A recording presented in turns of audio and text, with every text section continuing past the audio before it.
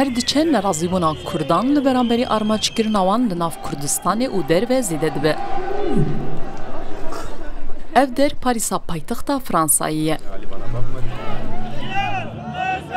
Ev der jî bajarê Marsilyayê li başûrê Fransayê.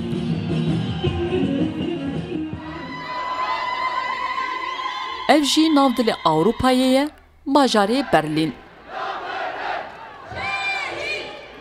Di xwepêşandanan de çendî slogan hatine bilindkirin, yek ji wan jî dibêje ti kesek ne azad e heta hemû azad nebin.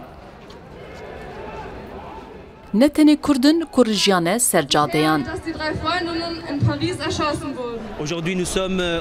Îro ku li vê derê bo piştgirîkirina hevalên me yên Kurdin. Ji ber ez bixwe Tirkim. Girînge wê xalê ber çav bigirin ku tişta li beramber Kurda têkirin dibe sibe li beramber me jî bêkirin.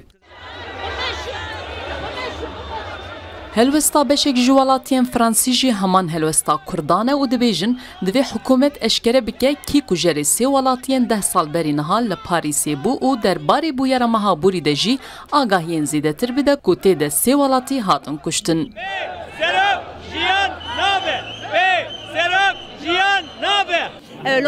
Eger dadmendî bo wan her sê çalakvanan hebûye ku 10 salan beriyan hatine kuştin û eger yên tawan kirin bihata cezakirin dibe ku êrîşa vê dawiyê çê nebûba.